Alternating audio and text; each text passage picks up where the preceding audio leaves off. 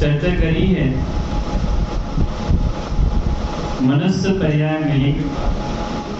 मनुष्य पर्याय पाके हमने मनुष्य पर्याय जैसा व्यवहार नहीं किया, आचरण नहीं किया, मनुष्य पर्याय जैसे नहीं रहे। मनुष्य पर्याय पाकर के हमने त्रियंच पर्याय के समान आचरण किया, त्रियंच पर्याय के समान ही घूमना फिरना, त्रियंच पर्याय के समान ही उठना बैठना, खाना पीना। जो आज बाहर में पाश्चात्य शैली दौड़ रही है, उस पाश्चात्य शैली में ही हम दौड़ रहे हैं। क्योंकि खड़े होके खाना, चल फिर के खाना और किसी भी प्रकार की संस्कृति से विरुद्ध होकर चलना, तो ये पाश्चात्य शैली के अनुसार जीवन यापन करना, यानी पशु शैली के अनुसार आप तैयारी करते हैं। पाश्चात्य शैली यानी पशुओं की शैली। पशु क्या करते हैं? चलते हैं, फिरते हैं, मिल गया तो खा लेते हैं, जो कुछ मिल गया वो खा लेते हैं। लेकिन पशुओं से हमें एक चीज सीखनी चाहिए, क्या? कि वो खाने के बाद में बैठकर जुगाली करते हैं। मतलब वो जो उन्होंने भोजन किया है ना, वो किए हुए भोजन का उसका 2-2, 3-3 घंटे एक जगह बैठकर उसका पाचन, उसकी जुगाली करते हैं। आराम से उसको निरंतर पचाते हैं, जो अपनी शुद्ध हिंदी भाषा है उसको पचाते हैं। ऐसे ही बाहर में जो हमारा खान पान है, दौड़ है, हम रोके ही नहीं रहे हैं। मुझे तो अपन कैसे अपने आप को उदाहरण दें, आचार्य ने तो तुच्छ कहा है अपने लिए। यदि हमें पर्याय की ये कीमत नहीं आती है तो ऐसा लगता है कि अपन इस पर्याय में रह के त्रियंचों जैसे दौड़ रहे हैं। वो जैसे अपन गाड़ी से आ रहे थे तो 3-4 कुत्ते बहुत तेज एक दूसरे के पीछे दौड़ रहे थे, तो ऐसा लगता है कि अपन भी इसी दौड़ में दौड़ रहे हैं।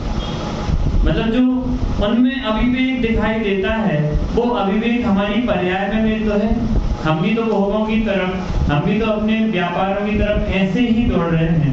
तो यहाँ पे अपन को एक मनुष्य पर्याय मिले और नारकियों जैसा जीवन मनुष्य पर्याय मिले, और त्रियंचों जैसा जीवन मनुष्य पर्याय मिले, और देवों जैसा जीवन क्यों जीना? क्यों देवों जैसा क्यों नहीं जीना? कि देव पर्याय के भोग भी निरंतर अपने मन को जलाते रहते हैं, कसाय कराते हैं। तो देव पर्याय में जाकर देव पर्याय की वांछा रखने वाला देव पर्याय में जाके संयम से रहित होता हुआ प्रवर्तन करता है ना, तो हम वर्तमान में पुण्य के उदय में हैं, संयोग है, समृद्धता है, और हम देव पर्यायों जैसे संयम से रहित होकर घूम रहे हैं। तो ये मनुष्य जन्म काय के लिए मिला है? कि मात्र संयम और आराधना के लिए मिला है। ये पर्याय की सार्थकता कायम है, ये इस शरीर की कीमत कायम है। तो कहते हैं शरीर की कीमत एकमात्र अपनी आराधना, अपने ज्ञान में लगाने के लिए है। बाहर की प्रवृत्ति के लिए मनुष्य पर्याय नहीं मिली है। अमूल्य तत्व विचार पढ़ना पड़ेगा कि अनंत जीवन ऐसे ही निकला और अनंत जीवन ऐसे ही निकलता रहेगा। आज हम मनुष्य पर्याय के बाद में जो हमें गृहवास, यानी जो हमें ये गृहस्थ बना मिलता है, उसको इसमें अपेक्षा दोनों रहेगी। मुनिराज की भी अपेक्षा रहेगी और अपने गृहस्थ जीवों की भी अपेक्षा रहेगी। तो मनुष्य पर्याय की दुर्लभता हमें मिली है, तो हमें क्या करना चाहिए? हमने बराबर 8 दिन इसकी चर्चा करी है। आज अपन आगे का चैप्टर लेते हैं। गृहवास को बुरा क्यों कहा है? गृहस्थ आश्रम मेरा है, गृहस्थ आश्रम यह मेरा है, इस भाव का अधिष्ठान है। गृहस्थ आश्रम में रहकर जीवों की कैसी परिणति होती है? यह मेरा है।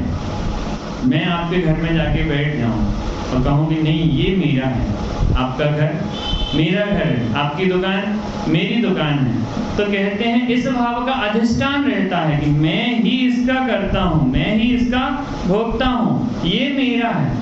ये गृहस्थ आश्रम में ऐसी मान्यता पड़ी रहती है।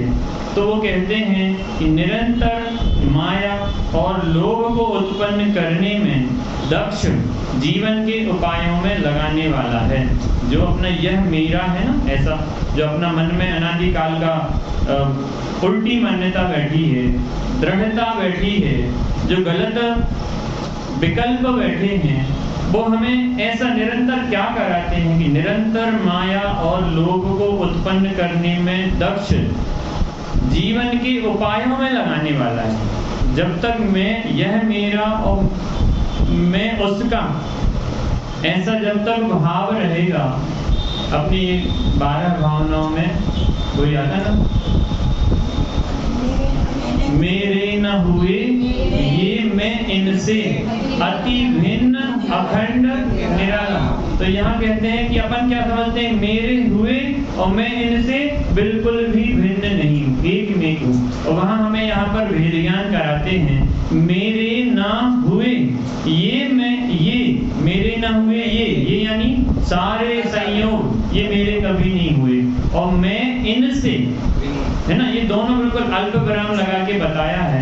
ऐसी भिन्नता पड़ी है। और यहाँ हमारी कैसी बुद्धि पड़ेगी, जहाँ शुरुआत होती है ना, जो मैंने सुबह चर्चा करी थी, एक घड़ा उल्टा रखा तो फिर उसके ऊपर सीधा बैठे ही गई नहीं।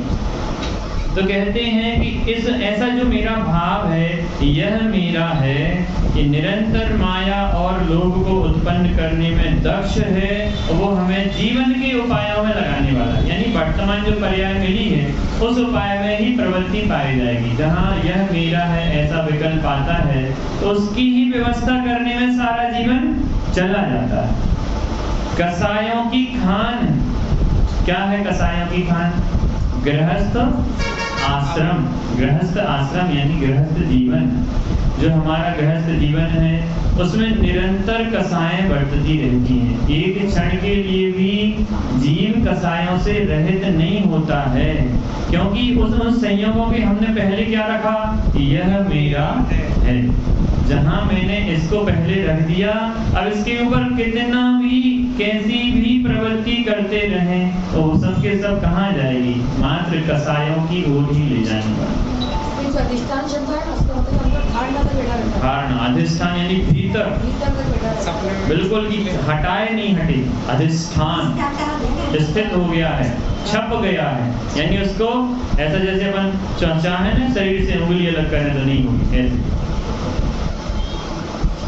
कसायों की खान है, दूसरों को पीड़ा देने और अनुग्रह करने में तत्पर रहता है। यह मेरा है ऐसा जो विकल्प है, वो विकल्प मात्र दूसरों को पीड़ा देने और अनुग्रह करने में तत्पर रहता है। यानी या तो किसी न किसी प्रकार से पीड़ा आदि में प्रवृत्ति होगी, या किसी प्रकार से इकट्ठा करने की प्रवृत्ति, अनुग्रह यानी पीछे पीछे चलने की प्रवृत्ति, अनुग्रह उन विषयों की ओर प्रवृत्ति भागती रहती है। पृथ्वी, जल, अग्नि, वायु और वनस्पति में उसका व्यापार सदा चलता रहता है। गृहस्थ आश्रम है, गृहस्थ जीवन में है तो पृथ्वी पे तो रहना हो ही रहा है। जल, उससे हम कभी भी पीछे नहीं हट सकते हैं, और उसमें भी कितने प्रकार से जल का उपयोग करते हैं, कितने प्रकार से पृथ्वी का उपयोग करते हैं, विभिन्न क्रियाओं के माध्यम से। वहाँ हमारा कोई विचार विवेक नहीं रहता। क्यों?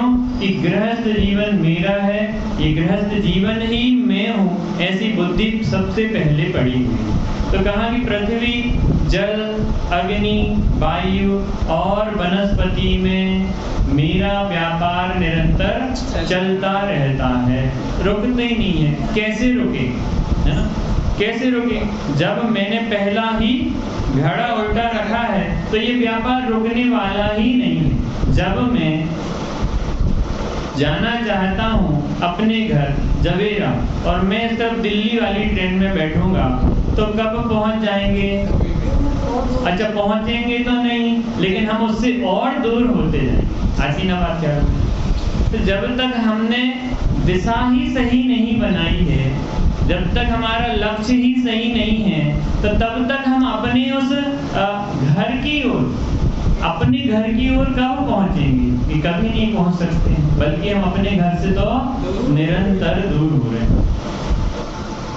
मन वचन काया से सचित अचित अनेक सूक्ष्म और स्थूल द्रव्यों के ग्रहण और बढ़ाने के लिए उसमें प्रयास करना होता है। किस अवस्था में? गृहस्थ अवस्था में। हम सभी किस अवस्था में हैं? गौरव भैया, गृहस्थ अवस्था में। इस गृहस्थ अवस्था में क्या होता है कि मन वचन काया से सचित, सचित यानी सचित और अचित यानी गीला और सूखा, सचित और अचित अनेक सूक्ष्म और स्थूल द्रव्यों के ग्रहण और बढ़ाने के लिए उनमें प्रयास होता रहता है। कि निरंतर गृहस्थ अवस्था में रहते हैं, हमें लगता है कि हम ये कम कर रहे हैं, ये कम कर रहे हैं, लेकिन दूसरी ओर से बढ़ता भी जाता है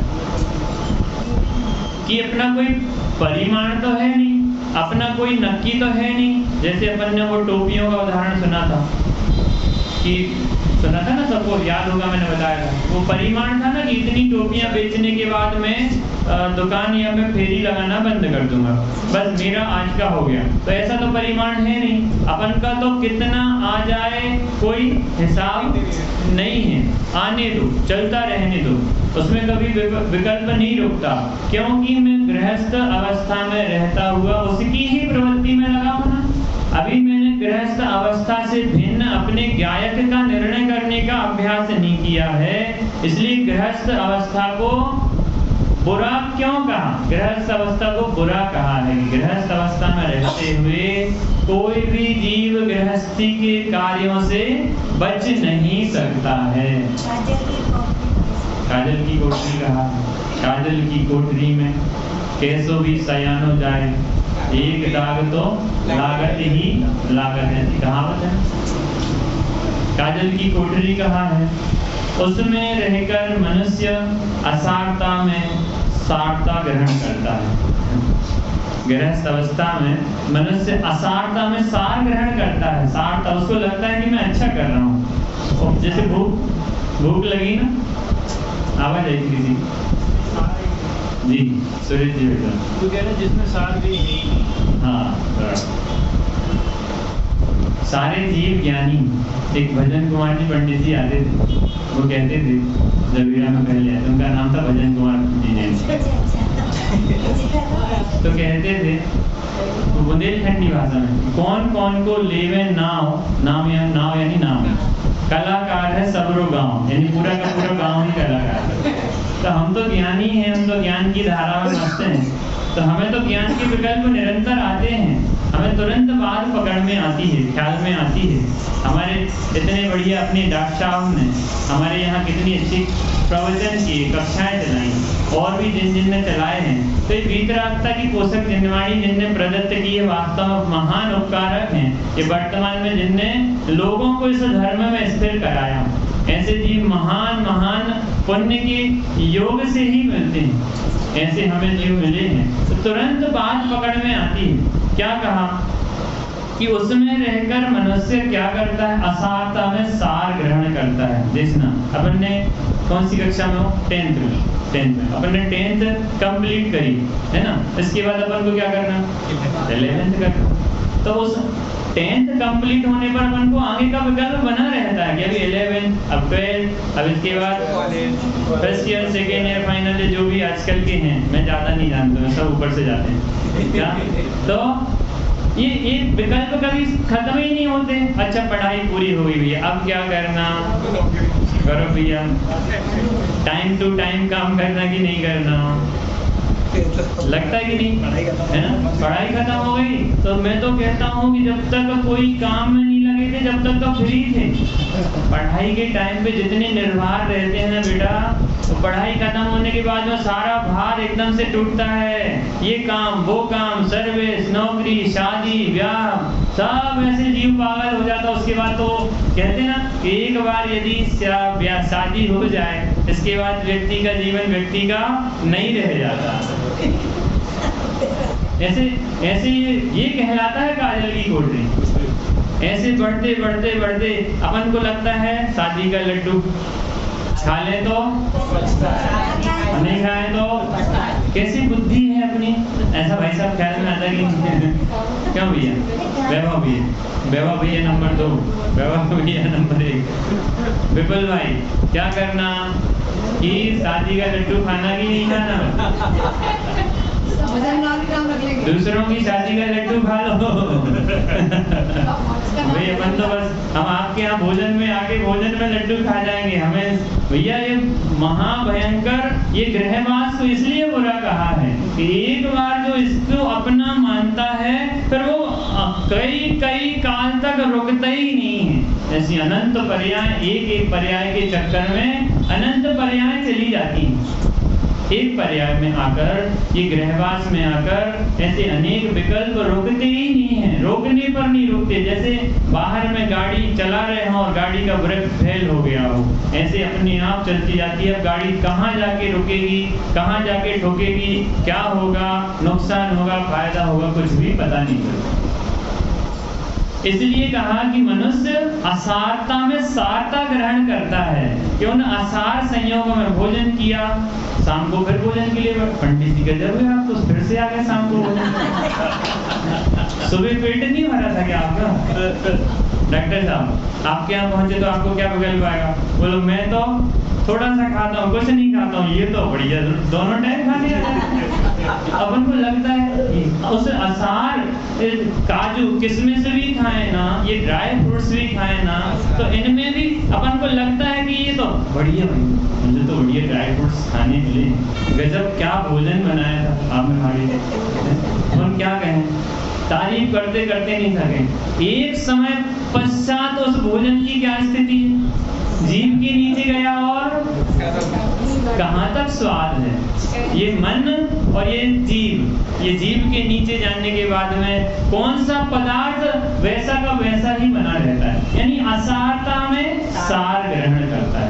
लगता है अपन को करते कभी भैया, कोई अपना पैसा खा जाता है, कोई सोने की जगह पीतल पकड़ा जाता है। आप तो फिर पारंगत हो गए वेद ज्ञान, कोई हमें पीतल पकड़ा ही नहीं सकता जीवन में, पारंगत होंगे अपन तो।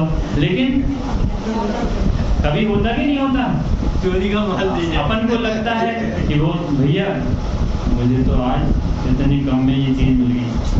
कितने खुश होते हैं, सेल लगती है, जैसे नीचे सेल लगी है, उसमें लिखा है ना buy 2 get 6। मुझे समझ में नहीं आया गेट 6 क्या है, लेकिन लगता है कि हाँ 2 खरीदो 6 ले जाओ, कीमत तो 6 ले जाओ। अच्छा, कीमत में 6 का मतलब ऐसे ही समझ रहा था मैं ज्यादा। अपन को क्या लगता है, कंपनियां बेवकूफ हैं, बेचने वाला बेवकूफ है। उनको क्या लगता है, बेचने वालों को खरीदने वाले बेवकूफ।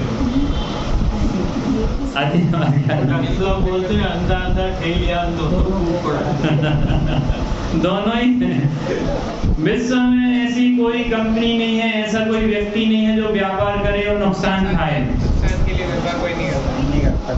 और विश्व में ऐसा कोई ग्राहक भी नहीं है जो पैसा दे और नुकसान खाए।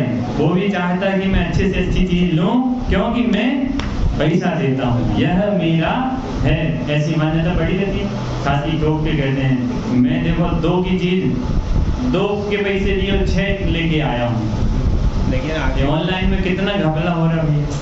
लेकिन आखिरी में क्या कि कस्टमर कितना ही होशियार बन जाए, मरना कस्टमर को, मरना कस्टमर का नाम ही कष्ट से जो मरे। कद्दू चाकू पे गिरे, ये चाकू कद्दू पे गिरे, कटना कैसे? कद्दू को ही कटना है ना? ऐसी लोग की व्यवस्था में ये हंसी किस पे आई? भाभी किस पे हंसी? जीव अपनी मूर्खता पे हंसता है, भाषित नहीं होता है। कोई दूसरा हंसे तो दूसरा, जैसे आप सामान लेके आए और मैं हंसूं, क्या सामान लेके आए भाई साहब, तो आप कहेंगे यार पंडित जी तो यार मुझे कुछ समझते ही नहीं है, ऐसे समझ के रखा है। और अपन जब विचार करते हैं बारीकी से तो सारे के सारे जीवों को लगता है वास्तव में ये बेवकूफी तो मैंने ही शुरुआत करी, ये उल्टे का क्रम तो मैंने ही शुरू किया है। अपन ने चर्चा करी थी, जैसा मेरा जीवन होता है वैसे ही हमारे बच्चों में प्रैक्टिकल संस्कार होते हैं। कहने से नहीं पढ़ते कि बेटा चलो मंदिर, चलो मंदिर, चलो क्या ऐसे संस्कार नहीं पढ़ते रजत भैया। कैसे पढ़ते हैं कि आपके माता पिता, आपके संयोग, आपका बाहर का माहौल कैसा है, उसके अनुसार संयोग पढ़ते हैं।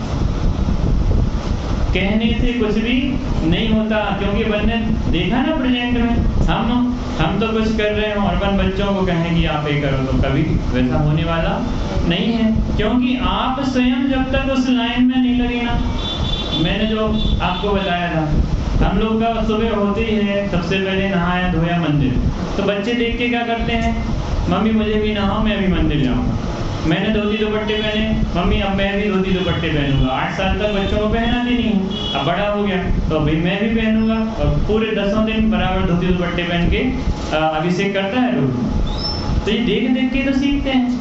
वो छोटी बच्ची है और घर में सब जाते हैं ना। जब एक चीज़ और अपन ने चर्चा करी थी, वो चर्चा नहीं करी कि ये जो सामूहिक परिवार होते हैं उसका अलग ही फायदा है। एकल परिवारों का इतना नुकसान है, इतना नुकसान है, कहाँ पे क्या हो रहा है, क्या नहीं हो रहा है, कब क्या हो जाए, कोई देखने सुनने वाला नहीं होता है। बाहर जाते हैं, अकेले अकेले रहते हैं ना, ये कभी बीमार हो जाए। कितने उदाहरण आ गए विदेशों की। एक व्यक्ति अपने पिता को की माता को छोड़ के गया कि वो 3 बच्चे थे उनके, ऐसा आया था ना, 3 बच्चे थे, तीनों बच्चे अपने अपने काम से विदेश चले गए। अब माता पिता अकेले घर पे थे, वो नौकर को सब पैसे इससे बता गए, भैया ऐसा ऐसा करना, कभी कोई दवा में जरूरत पड़े तो उनको दवा वगैरह देते जाना। और वो खरबों की संपत्ति थी उसके पास में।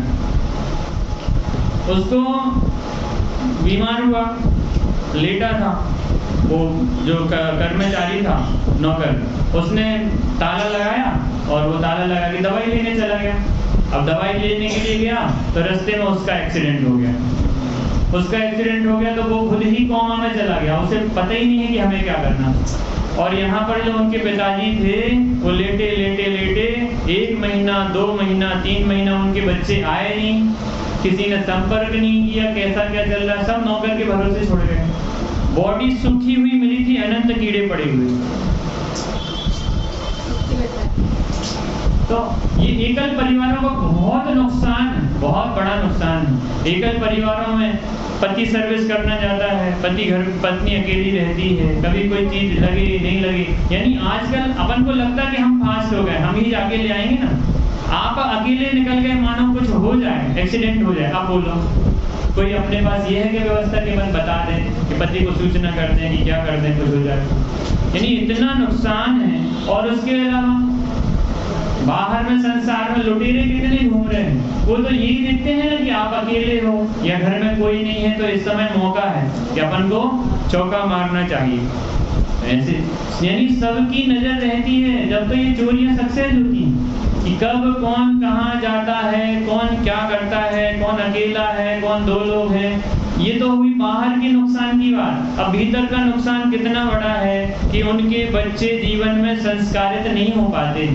उनके बच्चे निरंतर अपयस में, निरंतर मदिरा में, मांस में, बाहर की अनुपसेव्य के सेवन में, व्यसनों में चले जाते हैं, क्योंकि उनको कोई टोकने वाला नहीं था ना, उन्हें कोई रोकने वाला नहीं था ना, उन्हें कोई समझाने वाला नहीं था ना कि अपने जेनों में भी ऐसी कई गतिविधियां चल रही हैं। एक बेटा अपने, वो भी मतलब ओरिजिनल घटना है ये वाली जो पहले बताई, और ये भी एक बेटे ने क्या कहा कि माँ एक काम करो, तुम मेरे साथ अब क्या करना, विदेश चलना, अपने यहाँ का जो मकान है वो मैं आपको, अपन एक काम करके इसको बेचें, अलग करें और अपन सब मिलके वहीं विदेश में रहेंगे। उसके मन में क्या मायाचारी चल रही थी। उसने क्या किया, सारा मकान बेचा, पैसा इकट्ठा किया, स्टेशन पे, एयरपोर्ट पे माँ को बिठाया कि मैं अभी कहाँ कितने बजे की फ्लाइट या टिकट विकेट लेके आता हूँ, और जिस समय वो गया उस समय से लौट के नहीं। ओरिजिनल घटना है, ये बनावटी नहीं, आया ही नहीं। किसी ने पूछा, भैया माता जी आप यहाँ बहुत देर से बैठी, क्या बात, क्यों बैठी हैं? मेरा बेटा जरा टिकट लेने गया है, अभी तक कहाँ जाना था, कि यहाँ जाना था। अरे वहाँ की तो फ्लाइट तो कब की चली गई। सामूहिक परिवारों में जो संस्कारित किया जाता है, जगह जगह बच्चों को टोका जाता है, बहुओं को टोका जाता है, बेटों को टोका जाता है, वो टोकने की प्रक्रिया गलत है कि सही है? समझ प्रकाश जी कहते हैं, हमने बताया था कि अपनी गलती बताने वाला अपने सबसे बड़ा हितैषी है, और अपने लिए जो तरह तरह से प्रसन्न करे, आप बढ़िया हो, आप अच्छे हो, आपके जैसा कोई नहीं है, वो सबसे बड़ा शत्रु है। तो ये सामूहिक परिवारों का बहुत बड़ा योगदान रहता है, और सामूहिक परिवार शायद ही जीवों को आज के समय में नसीब होते हैं। यानी 70% 80% लोग अकेले ही रहने का ऐसा विकल्प रखते हैं। अकेले बढ़िया रहेंगे, बढ़िया पहनेंगे, बढ़िया खाएंगे, ये माता पिता तो पीछे ही लगे रहते हैं, ये कर लो, ये कर लो, ये नहीं करो, ये ऐसा नहीं करो, ऐसे रहो। भैया बहुत परिवर्तन, ये सारा का सारा जो पाश्चात्य शैली हमारे जीवन में आ रही है, बहुत नुकसानदायक, बहुत ज्यादा नुकसानदायक। अपन को लगता है माँ बाप आज हमें टोक रहे हैं, ये नहीं लगता कि बाद में जो हम बच्चे हैं, हम माँ बाप बनेंगे तो हमारे बच्चों को हम टोकेंगे, जब वो क्या कहेंगे। आप सभी ने विदाई की वेला पुस्तक पढ़ी ना, विदाई की वेला, विदाई की वेला डॉक्टर पंडित रतन चंद जी भारत ने लिखा, उसमें उदाहरण आता है कि माता पिता, मान के चले कि जैसे भाई साहब गौरव जी, माता पिता ने क्या किया, अपने माता पिता को, बूढ़े माता पिता को भोजन के लिए क्या व्यवस्था कर दी कि भैया आप ऊपर रहो, आपके लिए मैं वही भोजन वगैरह दे दिया करूंगा। तो सेकंड फ्लोर पे माता पिता को बिठा दिया। अब सेकंड फ्लोर पर माता पिता को बिठा दिया और अपने बच्चों से क्या करते हैं, लौट आओ, यहाँ एक है, वहाँ पीछे बहुत विकल्प। हाँ, विदाई की वेला में ये चीज बताई है कि माता पिता अपने माता पिता को, मतलब बच्चे के दादा दादी को मिट्टी के बर्तन में भोजन करा देते। तो बच्चों से भेजा, बेटा जाओ दादा दादी के ऊपर भोजन ले आओ, क्योंकि आज के समय में तो बेटे और बहू को तो टाइम ही नहीं, बेटे बहू को तो अपने काम से, अपने बाहर के तरह तरह के राग रंग से ही टाइम नहीं, बाहर के जाने आने से, बिजनेस से टाइम नहीं। तो वो अपने बेटे के हाथ से अपने पापा दादी को, दादू दादी को ये भोजन भेजते थे। तो बेटा धीरे धीरे भेजते भेजते उसको विकल्प आया कि देखो ये मेरे पिता जो हैं वो ये जो बर्तन है इनके माध्यम से उनको भेजते हैं। तो वो बर्तन को धुल के तो बेटा रखते गया। अब वो जब वो बूढ़े हुए तो उन्होंने देखा भाई मेरे माता पिता ने अपने माता पिता के साथ ऐसी बढ़िया व्यवस्थित व्यवस्था रखी थी, और बढ़िया व्यवस्थित व्यवस्था है ना, वो तो यही देख रहा है, उसको क्या देखने में आता कि आपने कितने अच्छे से उनको दे देते थे। भाई उसने कहा जब ये ऐसी व्यवस्था करते थे फिर अपन और अच्छा करके देखें कि अपन ने बर्तन बचा के रखे, वो तो खुश हो जाएंगे मिट्टी के बर्तन देखिए, यार बेटा कितना समझदार है। जब बूढ़े हुए उसने उसी प्रकार से अपने माता पिता को उन मिट्टी के बर्तन में जो पुराने रखे थे उनमें बराबर भोजन अधिक देने लगे। तो गुस्सा आ गई, पागल हो गया, मैं मिट्टी के बर्तन में खाना खाऊंगा। अरे तो आप तो अपने पिता को मिट्टी के बर्तन में देते थे, मैं तो यही समझता था ना कि आप सबसे अच्छा काम कर रहे हैं। उसको कितना गुस्सा आया, बहुत दुख हुआ कि मैंने वास्तव में कितना अयोग्य कार्य किया है कि मैं अपने माता पिता के साथ जो करूंगा वो ही मेरे बच्चे मेरे साथ करेंगे। यानी जैसा हम करेंगे वो प्रैक्टिकल सीखेंगे, जैसा हम कहेंगे वो सीखने वाले नहीं। इसलिए अपन यहाँ गृहस्थ अवस्था की चर्चा कर रहे थे, गृहस्थ अवस्था की ही चर्चाओं में से चर्चा ये निकली। तो हमें कैसे परिवारों में रहना चाहिए कि हमें वास्तव में एकल परिवारों के चक्कर में नहीं पड़ना चाहिए, एक साथ रहना चाहिए। कैसी भी परिस्थिति हो, कुछ भी बने, लड़ाई झगड़े कहाँ नहीं होते, लड़ाई झगड़े हर जगह होते हैं। तो इसका मतलब ये थोड़ी हम छोड़ छोड़ के भागते रहेंगे। कभी पिता का पुत्र से झगड़ा होता है तो वो क्या करता है, पुत्र को छोड़ के भाग जाएगा। कभी पुत्र का भाई का बहन से झगड़ा होता है, ऐसे कितनी बार छोड़ छोड़ के भागेगा कोई। कभी पत्नी का पति से होता है, तो ऐसे छोड़ छोड़ के भागेंगे तो कोई चलते हैं क्या। ये जो पति पत्नी का जीवन है वो एडजस्ट करने की उस पर ही चलता है। कभी आप एडजस्ट कर रहे हैं तो कभी हम एडजस्ट कर रहे हैं। ऐसे ही सारे संयोग एडजस्ट करके ही चलते हैं। ये उदय के अनुसार व्यवस्था है। लेकिन ये वर्तमान में यदि हमें अपने संयोगों को बचाना है, सुरक्षित रखना है अपनी धरोहर, और अपने को कोई अपने आयु के अंत समय में यदि कोई हमें ये समाधि मरण पाठ सुना दे, कोई हमें नमोकार मंत्र सुना दे, यदि ऐसा भाव रखना है तो किसी को भी एकल परिवारों का विचार नहीं रखना चाहिए, त्याग देना चाहिए ऐसा विकल्प। उसमें रहकर मनुष्य असारता में सारता विचार करता है। मैंने अलग से रहने लगा, अब बढ़िया है, अब मुझे पैसा नहीं देना पड़ता है, अब मुझे मेरा पैसा बचता है, दादा दादी की दवा कब तक कराते रहेंगे, ऐसे अन्य विकल्प आते हैं। उसमें सार लगता है कि मैंने बहुत अच्छा किया। अनित्यता में नित्यता ग्रहण करता है। अनित्य पदार्थों में नित्यता, यानी मैं भोजन कर लूंगा तो भूख मिट जाएगी, मैं गाड़ी ले आऊंगा तो मेरे पैदल चलने की प्रवृत्ति खत्म हो जाएगी। गाड़ी पे बैठने से थकान होती कि नहीं होती? अपन को हुई थी कि नहीं? तुम गए थे उदयपुर, थकान होती ही नहीं होती? उदयपुर गए तो थकान बैठे बैठे होती है। जो व्यक्ति जीवन भर हाथ पैर जिसके चलते हो, यदि उसे बिठा दिया जाए तो कैसा लगता है? उसको अंदर से ऐसी उचक पड़ती है कि अरे भैया मैं बैठना नहीं चाहता। वो बैठेगा तो बीमार पड़ जाएगा, थकान आती है। तो कहते हैं अनित्यता में नित्यता ग्रहण करता है, असरण में शरण ग्रहण करता है। असरण भावना में सारी चर्चा है, असरण भावना पढ़ी ना सबसे, कि सारे पदार्थ नश्वर हैं, तुम किसकी शरण लेते हो? जिनमें शरण है ही नहीं, जो असरण है हम उनकी शरण लेते हैं। जो नाशवान है, जो विनाशीक हैं, जो दुखदायी हैं, जो जड़ हैं, वो हमें क्या शरण देंगे? शरण क्या है? असरण जग में शरण एक शुद्धात्म ही भाई, धरो विवेक हृदय में आशा पर की दुखदाई। ये भी बड़े पंडित जी की ही बनाई हुई स्तुति है। असरण जग में शरण एक शुद्धात्म ही भाई, धरो।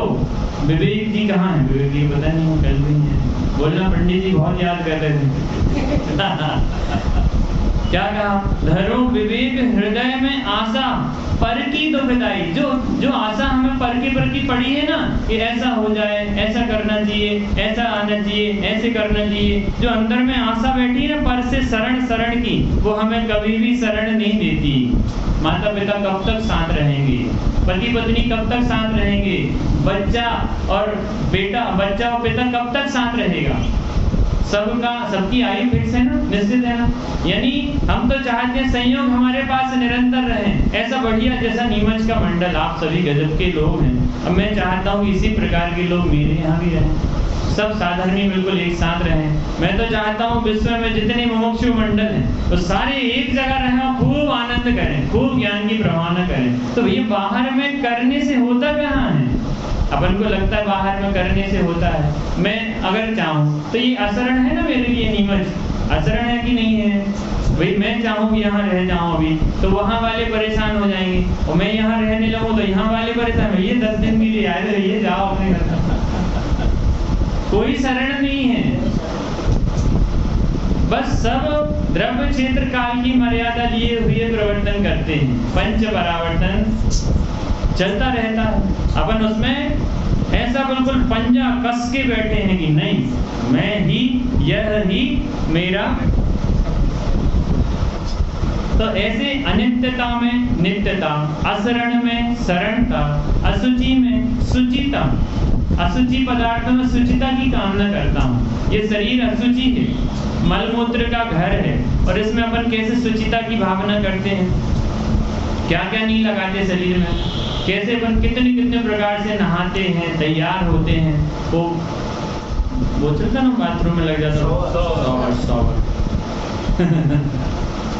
पवित्र हो जाएंगे शॉवर में नहाने से, कि अनछने पानी से आप पवित्र हो जाएंगे। अपवित्र देह को अपवित्र पानी से कहां तक पवित्र करते रहेंगे? तो भैया कुछ नहीं है दम इन चीजों में, साबुन, तेल, कंघी, इन चीजों में कुछ भी दम नहीं है। ऊंचा ऊंचा रखना क्या फर्क पड़ेगा?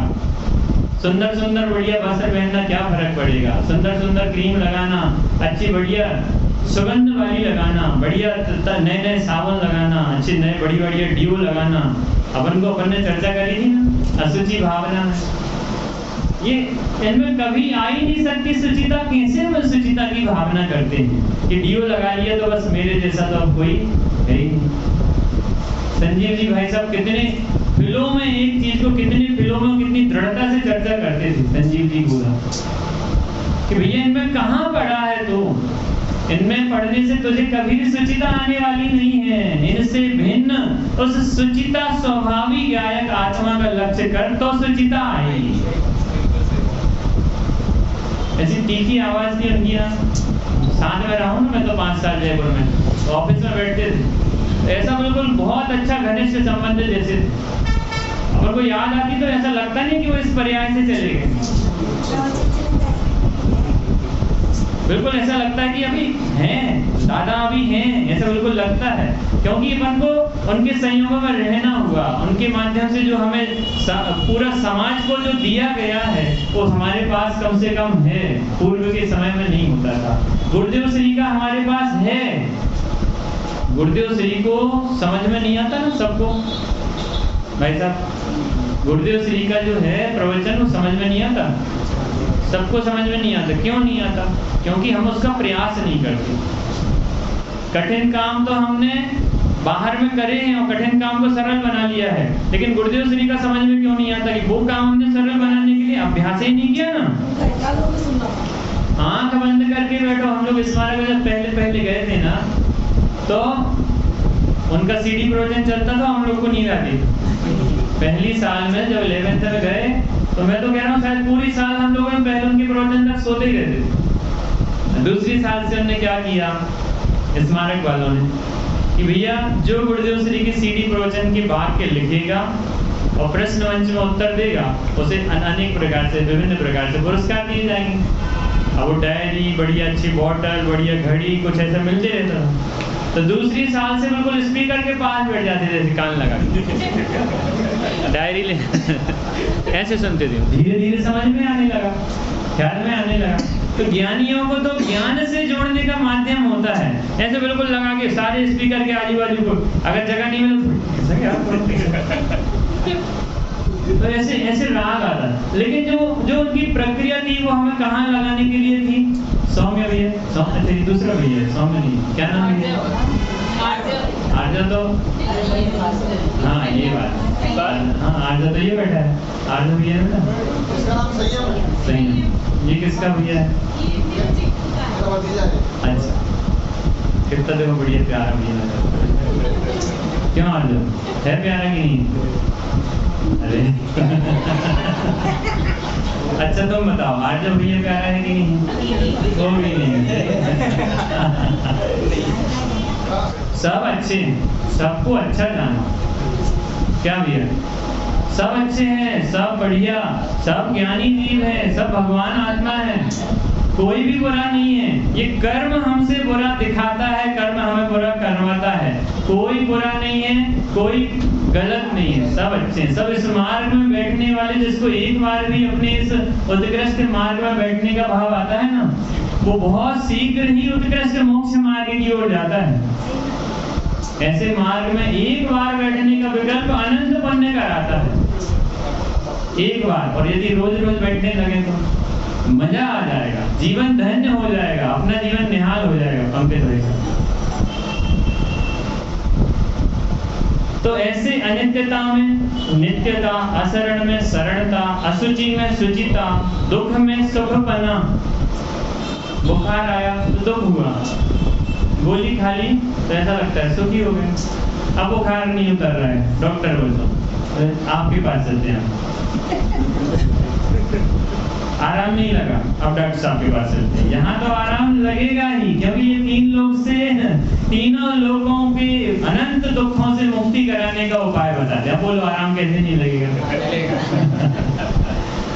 क्यों? ये तो भव रोग की दवा देते हैं ना हमें, कि बाहर के रोगों की दवा तो बाहर के रोगियों के लिए है, लेकिन हम तो अंतर के रोगी हैं ना। अंतर का रोगी यानी अनंत काल से मिथ्यात्व रूपी रोग हमारे अंदर पड़ा है। उस रोग की दवा दी तो ये तो बहुत उत्कृष्ट है हमारे लिए, भाव भाव के दुखों से बचाने वाले।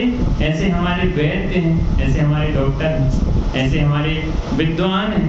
तो ये हमें भव रोग से रहित होने की दवा देंगे तो आराम लगेगा कि नहीं? ख्याल में आएगा भाई दवा से आराम लगता कहाँ है? जितना कर्म का उदय है उतना तो तुम्हें भोगना ही पड़ेगा। दवा तो कब काम करेगी? जब आपका उदय पलटेगा, पुण्य का निमित्त बनेगा और दवा काम करती हुई दिखाई देगी। ऐसी व्यवस्था है। दुख में सुख बना पड़ा है कि नहीं, ये ही डॉक्टर साहब अच्छे हैं, मैं तो इन्हीं को दिखाऊंगा, भले मैं ठीक नहीं हूँ, भले मैं पर्याय छोड़ दूं, लेकिन ये ही डॉक्टर साहब सही है। ऐसा जीव दुखी होगा कि सुखी होगा?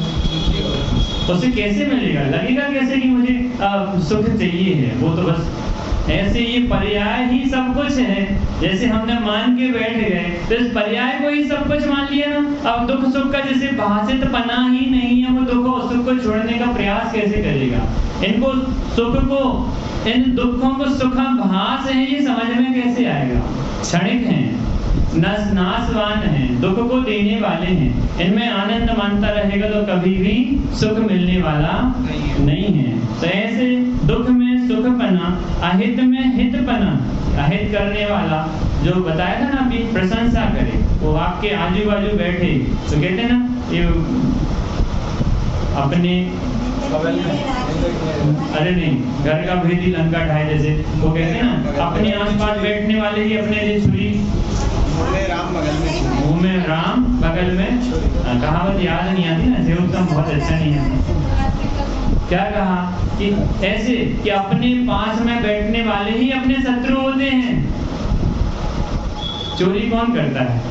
अपने आसपास के संयोगों, जिनको आपका पूरा भेद पता है, वही चोरी का विकल्प करता है, वही चोरी करता है, कोई बाहर से नहीं आता है।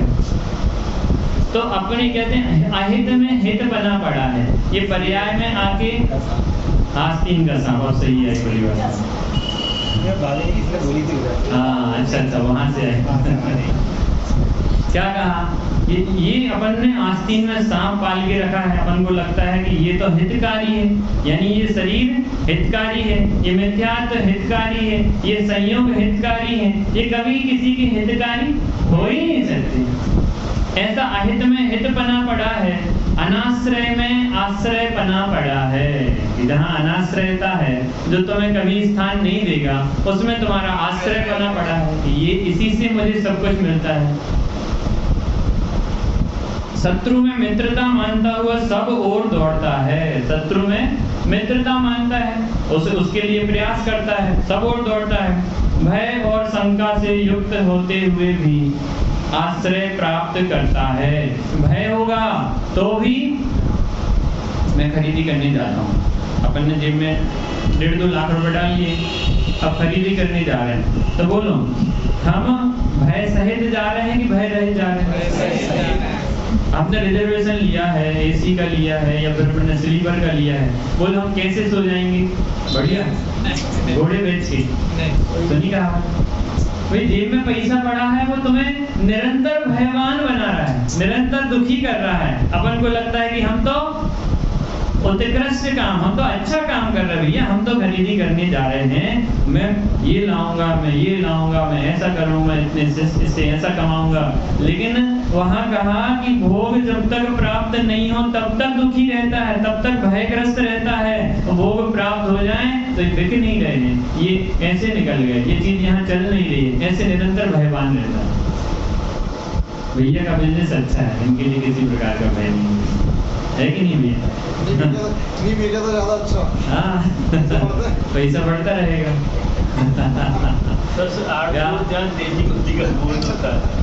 या कोई व्यापार ऐसा नहीं है विश्व में कि जिसमें हमें भय नहीं हो, जिसमें हम सुखी हो जाएं।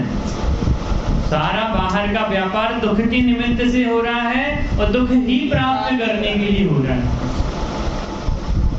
कल मैंने वो दान का वो कहा था ना, दान का, तो मैं उसकी समाधान तो कर नहीं पाया था। दिल्ली कैंट में महिला ने पूछा कि मुझे दान कहाँ करना चाहिए, तो मैं उसका और चर्चा लग जाती है तो भूल गया। फिर मैंने सोचा कि आज उसको बता दूंगा। आपको ऐसा विकल्प नहीं आएगा? तो आप लोग बोलते ही नहीं हैं, कितने अच्छे जीव हैं सारे, पूछा तो करो। हाँ, और एक चीज़ और मैंने सुबह चर्चा करते करते भूल गया, मुझे वहाँ पे कमरे में जब पढ़ता हूँ दोबारा तो याद आता है, मैं तो ये बताना भूल गया। तो वो मेरा विकल्प क्या था, मैंने उनको बताया कि भैया मंदिर में अपन को पता है कि वहाँ के जो दिल्ली कैंट बड़ी जगह है और बहुत समृद्ध बहुत परिवार होते हैं, मंदिरों की कोई कीमत नहीं होती, मंदिर ऐसे पड़े रहते हैं। मैं कहता हूँ कि मैं गया था ना तो मेरे लिए भी कोई व्यवस्था नहीं थी। मंदिर का जो ये मंदिर का प्रांगण है और मंदिर के बाजू में एक छोटा सा कमरा पड़ा है, उसी में माली अपना द्रव्य रखता है, उसी में सारा काम करता रहता है और उसी कमरे में मुझे व्यवस्था दे दी।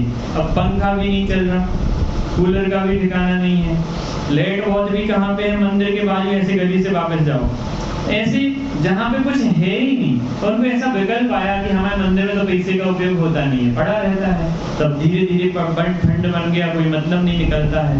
तो उन्होंने कहा हम क्या करें, तो मैंने कहा कि भैया आपके परिणाम बनते हैं तो कुछ दान आप बराबर अपने मंदिर में करते रहो, लेकिन जहाँ से वीतराग धर्म की प्रवाहना हो रही है, जैसे हम लोग तैयार होके आते हैं, वहाँ जरूरत है, तो वहाँ पे जरूरत है, इसलिए ऐसे वीतरागी आयतनों को जहाँ से नए नए बच्चे तैयार हो रहे हो, जो अनंत काल तक जब तक ये जीव रहेगा, जब तक ये मंदिर रहेंगे, जब तक ये प्रवाहना करते रहेंगे, तो ऐसे वन जीवों के हित में, जैसे वहाँ पे क्या करते हैं अपन, एक बच्चे को मैंने गोद ले लिया मतलब मैंने 1 साल के लिए एक बच्चे का खर्चा जो भी 25,000 है, 30,000 है, 50,000 है, जो भी है, 1 साल तक मेरे द्वारा ये बच्चा यहाँ पर आपके यहाँ पे रहेगा और उसका खर्चा मैं उठाऊंगा। तो ऐसे इन आयतनों में लगाना कि जहाँ से वीतरागी धर्म की प्रभावना होगी, तो उनको बहुत अच्छा लगा कि वास्तव में अपन लोग अभी तक तो पैसा ऐसा समझते कि पैसा मैंने दान दिया रख गया, दान दिए रख गया, उपयोग ही नहीं होता है, विकल्प आता है, बार बार कसाय उत्पन्न होती है। तो ऐसी जगह ही हमें अपने पैसे को लगाना चाहिए। तो अब अपन को क्या करना है, वर्तमान में अपने लिए क्या करना है, अभी हमारे यहाँ वीतरागी धर्म की प्रभावना कहाँ से होने वाली है कि अपने आयतन से, जो हमारा आयतन बनने जा रहा है ना, उस आयतन में जिसकी जितनी शक्ति है, जिसकी जितनी शक्ति है, अपनी शक्ति अनुसार अपने मैं तो कहता हूँ फिक्स बना लो कि मैं अपनी आय का 1/4 भाग प्रति महीने, हर महीने अपनी आय का 10वां भाग, अपनी आय का 100वां भाग, 100वां भाग मतलब कितना हुआ, 1 करोड़ में 1 लाख, 1%। बहुत बड़ा कह दिया ना, छोटा बताओ। 1 लाख में 1,000। हाँ, 1 लाख का 1,000 है, किसी के 50,000 है तो 500 है ना। तो मैं कहता हूँ 100वां हिस्सा कि वर्तमान में तो जब तक आयतन तैयार नहीं होता है, पूरी ताकत लगा दो, खूब जितना पैसा जिसके पास है, कि कहीं बाहर हमें पैसा लेने के लिए नहीं जाना पाए, अपने पास इतनी समृद्धता है, अपने पास जो पैसा है उसका उपयोग हम अपनी इस आयतन में लगाए ना, तो उसका होना क्या है नहीं तो बाद में। मैंने आपको उदाहरण दिया था हमारे समाज के अध्यक्ष साहब, बाद में कोई ना कोई अपने मायके या अपने ससुराल पक्ष वाले आएंगे और उसको लेके चले जाए, अरे नहीं जाएंगे तो और कोई चोर चोरी करके ले जाएगा, भाई उनके पास पहुंचेगा। इसलिए क्या करना, हमें पूरी ताकत से, जिसके पास जितनी धनराशि है वो अपनी धनराशि, सबको पता होता है कि मेरे पास ये है, जैसे मुझे पता है कि मेरे पास क्या है, तो मैं अपनी योग्यता अनुसार क्यों नहीं करूं, इस योग्य व्यवहार को क्यों नहीं करना। या अभी कहीं मौका आ जाए, कोई बीमार हो जाए तो तुरंत कितना पैसा खर्च करने तैयार है कि एक, हाँ, संजीव जी गोधा के ससुर जी कह रहे थे 100 करोड़ लगेगा तो मैं 100 करोड़ दूंगा, लेकिन यदि संजीव को कोई बचा के ले आए तो मैं 100 करोड़ भी खर्च करने के लिए तैयार। ऐसे कई, अरे अपन भी तो हैं, मेरे घर में 5 लाख रुपए नहीं थे कोरोना के टाइम पे, लेकिन मैं वो मेट्रो हॉस्पिटल में खड़ा था कि आप 5 लाख लगे चाहे कितने लगे, मेरे पापा को आप भर्ती कीजिए और स्वस्थ कीजिए। और ऐसे खुशी खुशी नहीं, आंसू टपक रहे हैं, दुखी हो रहे हैं, बस आप तो भर्ती कर लो, भर्ती कर लो, कैसे लगता होगा। पर निकालेंगे कि नहीं निकालेंगे, यदि हमने यहाँ नहीं निकाला तो हमें वहाँ निकालना पड़ेगा। धन की 3 गतियां हैं, दान, भोग और नाश। हमने उत्तम त्याग धर्म के दिन दान का स्वरूप समझा था। तो ऐसे सुनने के लिए नहीं समझा था, जैसे सुनकर कान से निकाल देने के लिए नहीं समझा था। वो ये करना है, अपने जीवन में करने योग्य कार्य है, इसके लिए समझा था। और मैं तो कहता हूँ हमारे जितने भी भाई हैं ना, अपने जो बाहर सर्विस करते हैं, बहनें हैं, बहुएं हैं, वो भी आगे हमारे मंदिर में किसी प्रकार का किसी को विकल्प नहीं रहे कि अपना मंदिर कैसे चलना चाहिए, मंदिर की व्यवस्थाएं कैसी होगी। तो उसके लिए क्या करना भाई, 500 रुपए, 100 रुपए, 200 रुपए, जिसको जितना महीने में देना है ना, आप तो अकाउंट स्कैनर अपने घर पे लगा लो, अपने अपने अपने वहां पे दरवाजे पे, भैया तुरंत फटाक से 300 रुपए डाले फ्री, और स्क्रीनशॉट देके बंदे मंदिर जी को भेजे, गौरव भैया ये देख लेना मैंने डाला है। बहुत बढ़िया है कि नहीं? क्या फर्क पड़ जाएगा? इससे ज्यादा तो अपन बेकार कर रहे हैं हम। दान, भोग और नाश, यानी भोग तो बराबर हो रहा है, और यदि हम नहीं भोग पाएंगे तो वो दूसरा भोगेगा, यानी हम तो नाश को प्राप्त हो गए, धन भी नाश को प्राप्त हो गया। तो वर्तमान पर्याय में रहते हुए हमें निरंतर ऐसे विकल्प बनाना कि मैं अपने जिन मंदिर के लिए मुझसे जो कुछ भी होगा, जितना भी होगा, मैं निरंतर प्रयासरत रहूंगा कि मैं इस मंदिर जब तक तैयार नहीं हो जाता है तब तक अपना उत्कृष्ट, अपने पास जो वैभव है उसको मैं इस जैन धर्म के उत्कृष्ट मार्ग में लगाऊंगा, जो कई कई वर्षों तक अनंत जीवों को पुण्य का बंध कराएगा, और उनके इस पुण्य में पुण्यार्जन हमें होगा। हम सहज ही इसमें अपने आप ही हमें इसका फल मिलेगा। कई कई वर्षों तक लोग गाएंगे कि भैया इन लोगों ने मंदिर तैयार कराया था, आज इनके माध्यम से हमें इतने उत्कृष्ट, इतने भावना युक्त भगवान मिले हैं। अपनी भावनाओं के आधार पर भगवान बहुत अच्छे मिलते हैं, पर यदि अपनी भावना छोटी होगी ना तो भगवान अच्छे नहीं मिलेंगे। भाई जी कहते हैं ना, भाई कि भैया आप इतनी विशुद्ध भावना बनाओ कि आपकी आने वाली प्रतिमाएं हैं वो अपने आप बोलें कि भैया यहाँ ये मार्ग सही। मेरे यहाँ की प्रतिमाएं तो आप देखोगे, वो राजेंद्र पंडित जी जब भी निकलते हैं, भैया ये तो मुझे बुलाती हैं, मैं आता नहीं हूँ, ये मुझे बुलाती है कि मैं इनके दर्शन करूँ। इतना गजब का मंदिर, आपके इतने अच्छे भगवान विराजे हैं, ऐसे प्रेम से पुचकार के कहते हैं, ऐसा लगता है बिल्कुल जाए नहीं, सुनते रहें, ग्रहण करें, इसके लिए बैठे। ऐसे सब लोग बढ़िया भाव बनाएं, बिजनेस वाले भाव बनाएं, बाहर वाले जो बिजनेस अपने सर्विस में हैं वो लोग भाव बनाएं।